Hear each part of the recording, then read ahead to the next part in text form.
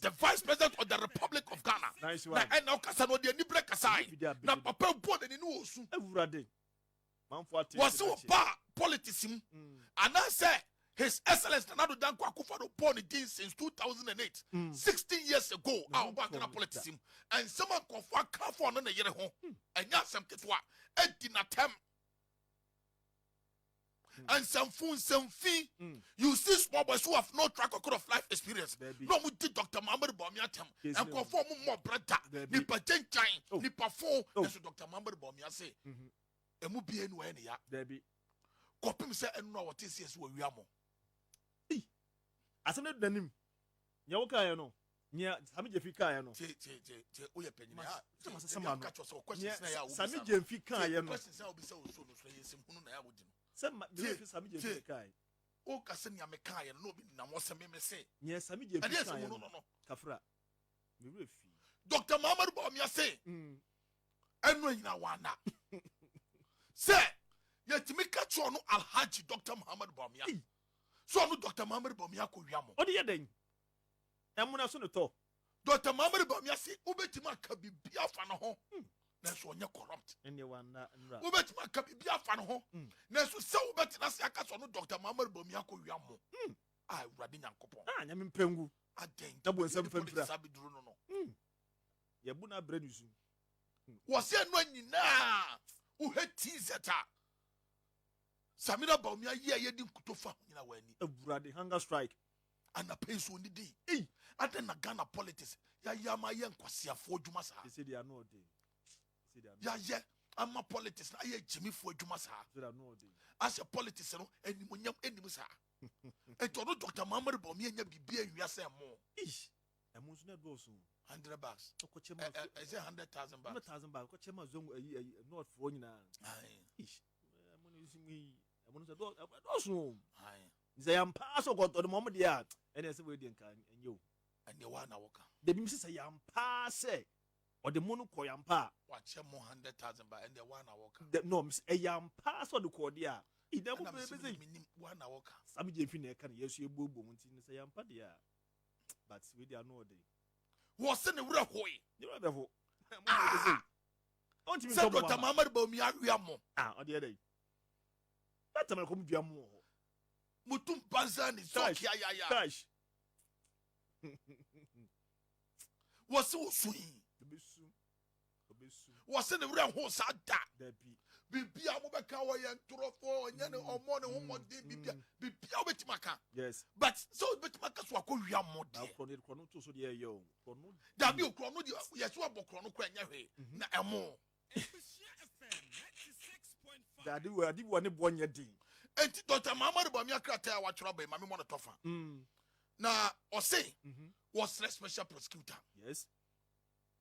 Asemna Abano, a good movie. On shim and one shim. Never be an credit, the Bian Fan of Credit. Dr. Muhammad Bawumia say, one of your one, and two assassins for Chrono. Paneba usu chimikobi. Now, Mammy Kwa say Dunkatia de no so. I said Dunkatia no. Ya na ye kan e bi obi beka se papa na nyini nti ni kwa se ene ne kasasa. Ai, and there when he's old enough to be my father, but wicked enough not to be my father. Mammy can say bi nchira wo.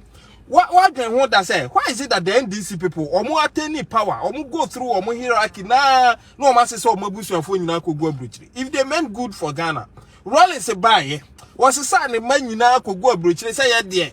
Yen here for Mangu Ghana, none bazinato, and doctor, no media. And in fact, people of Kolekrote see nothing wrong with what went on. That's what to Obama Zinato. So medi obi ane papa de o manizika at the expense of you. And a so no call ye chi no was in that for broni bi na hwe no. No aba monto aba mame. Now the old mame de manizika ni bi de wo abrochira enkai umbeye mampenu asa akoto aba no de ama no oba no wanka kire mu se kole lagoon na da ho no obeye ne cleaning the way sisu watena so say meba watena so how many years ni mummy enfa no nto nchen Ashedu Nketia said America no was a wicked man na ono no ambition say obe lead NDC na wa ba be flag bearer enye Mahama ho no odwene o. Because we short na say Dunketi abeto say they went to court. Omuni evidence bia na opeso o catch say Mahama, excuse my language, is useless in terms of presidency and candidacy say yemfa no embe just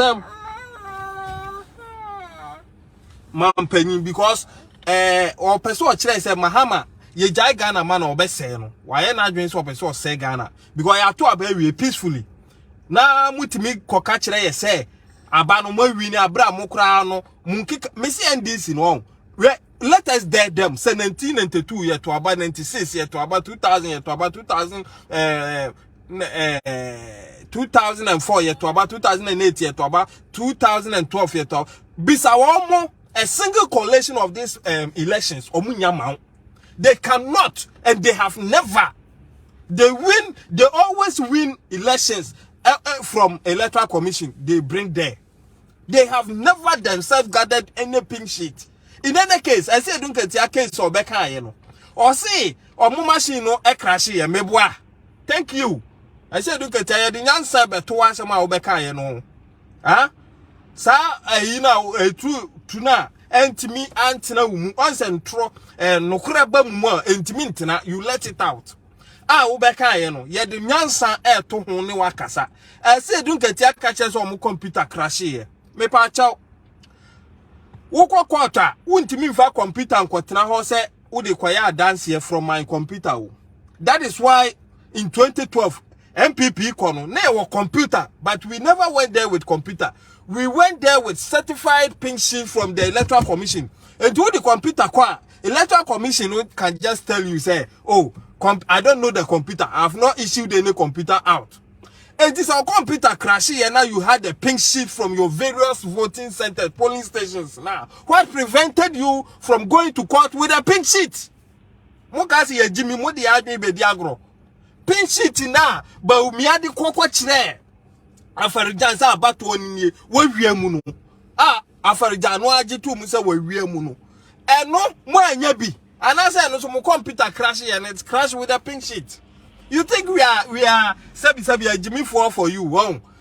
Anyway, you are talking to the NDC people, shallow-minded people, so you can easily convince them on that. But yeah, from the other side, MPP there, Masa Adwini door deep.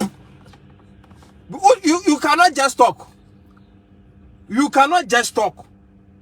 Now, NDC has a little over 6 million core let's say sympathizers, and a political party on to share 6 million so or say for 33 million man on one so and penny for say kusika tuya any free Akrantie nam because Akrantie is more expensive.